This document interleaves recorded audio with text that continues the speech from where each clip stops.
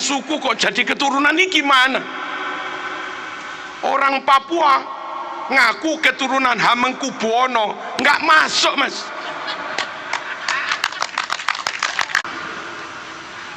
Orang dengan nabi negaranya beda, sukunya beda, marganya beda, ngaku keturunan dites nggak mau. Lalu mintanya suruh menghormati lebih daripada kita menghormati Kiai sepurone mas. Sorry. Kalau saling ukhuwah, yes. Saling menghormati, yes. Tapi kalau memperalat, menginjak, mempelekoto, ya kami lawan.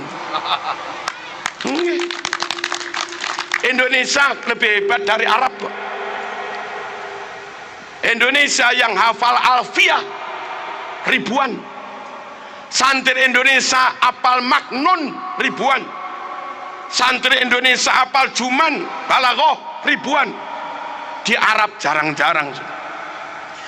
Santri Indonesia apal Quran 100.000 lebih. Tajwid Indonesia lebih baik daripada tajwid Timur Tengah. Buktinya setiap MTQ tingkat internasional yang menang pasti Indonesia. Saudi nggak pernah menang MTQ, Afghanistan nggak pernah menang MTQ, Sudan nggak pernah menang MTQ, Kuwait, Qatar, Uni Emirat nggak pernah menang MTQ, Yaman juga nggak pernah menang MTQ. Hebat sih ini mas. Sahabat muslimin yang dirahmati oleh Allah dimanapun kalian berada.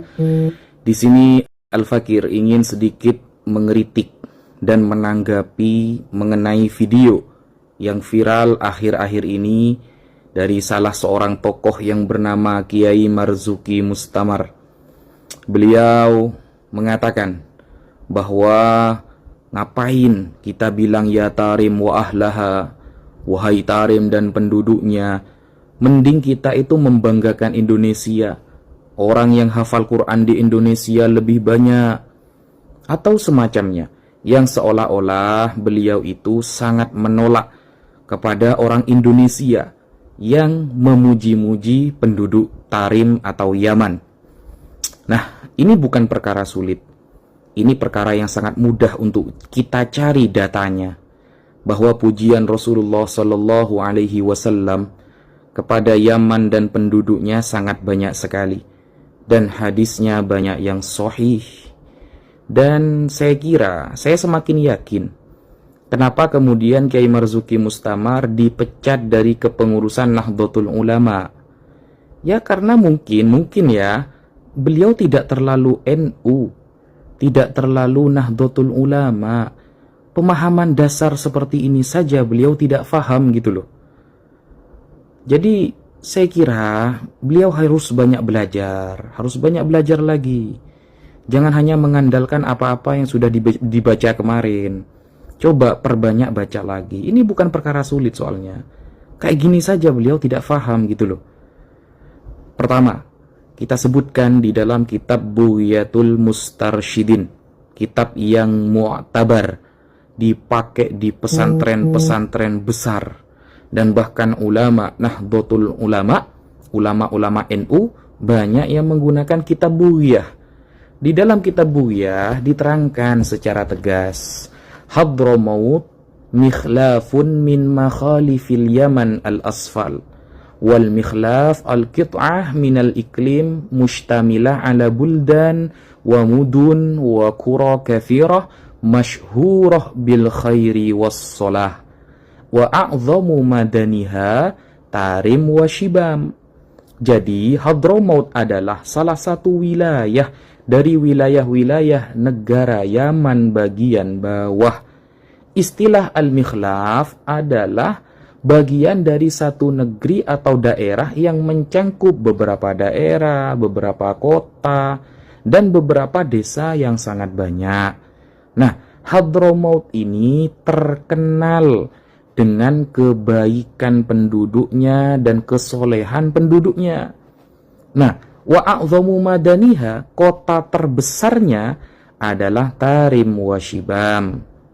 Nah, Ini keterangan di dalam kitab Bughyatul Mustarsyidin, kitab yang dipakai, yang dikaji banyak ulama dari kalangan NU, bahkan pesantren-pesantren besar, bahkan dalam bahthul masail antar pesantren sejawa dan lain sebagainya.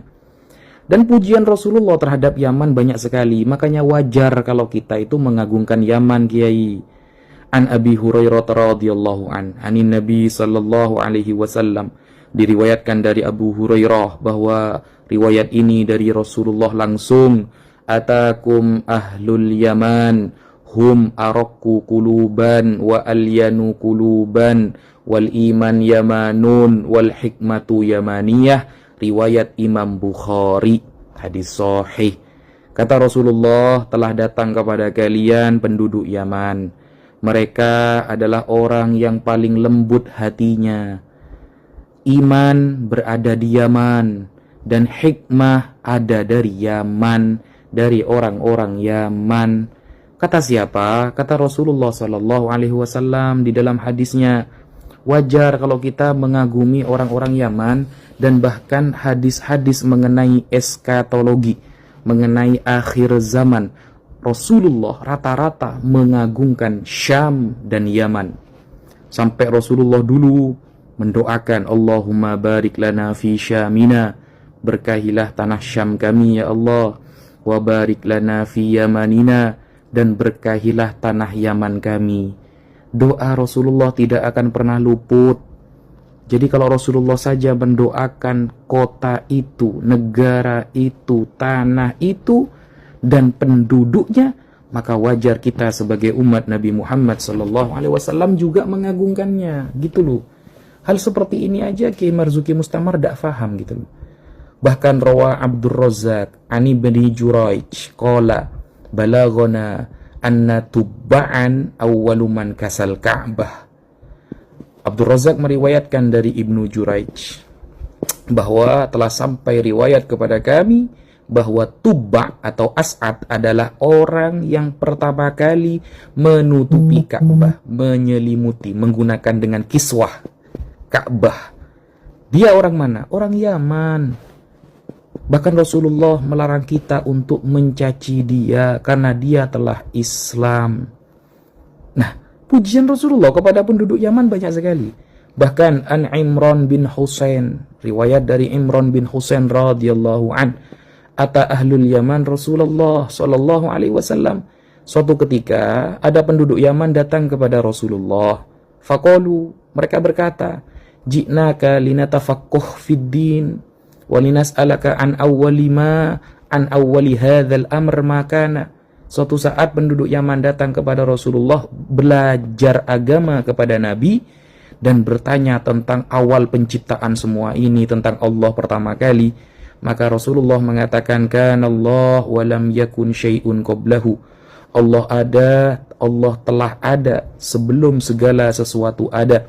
Wa kana arsyuhu 'alal ma', dan arsy-Nya berada di atas air. Tsumma khalaqas samawati wal ard, kemudian Allah menciptakan langit-langit dan bumi. Wa kataba fi dzikri kulla syai', dan Allah mencatat di Lauh Mahfuz segala sesuatu. Hadis riwayat Imam Bukhari. Nah, ini keutamaan ahlul Yaman, penduduk Yaman, bahwa mereka itu tolabul ilmi kepada Rasulullah, mencari ilmu. Makanya ada riwayat yang mengatakan al-fiqhu bil Yaman, fikih itu di Yaman. Maksudnya fikih apa? Orang-orang yang memahami kemudian Islam secara menyeluruh rata-rata ada di Yaman. Hadisnya ada itu. Nah, bahkan Rasulullah SAW mengatakan, qad ja'akum ahlul Yaman wa hum awwalu man ja'a bil musahafah. Telah datang kepada kalian penduduk Yaman, dan mereka adalah orang yang pertama kali datang dengan cara bersalaman, bermusahafah. Kita kalau datang bertemu orang salaman, itu awalnya dari ahlul Yaman, dari penduduk Yaman. Itu keutamaan mereka. Hadis ini diriwayatkan oleh Imam Ahmad, Imam Abu Dawud, dan Imam Bukhari di dalam kitab Al-Adabul Mufrad, wa huwa sahih, dan hadis ini sahih. Bahkan qala Ibnu Rajab Al-Hambali, ulama yang bernama Ibnu Rajab Al-Hambali mengatakan di dalam kitabnya Fadlu Ilmi Salaf ala Ilmil Khalaf, beliau secara tegas berkata, waqad syahidan nabiyyu sallallahu alaihi wasallam li ahli Yaman bil iman wal fiqh.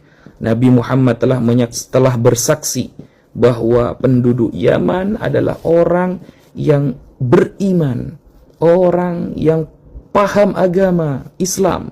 Wa ahlul Yaman aqallun nasi kalaman wa tawassu'an fil ulum. Dan penduduk Yaman adalah orang yang bicaranya sedikit tapi ilmunya luas. Lakin ilmuhum ilmun nafi' fi qulubihim wa yu'abbiruna bi alsinatihim.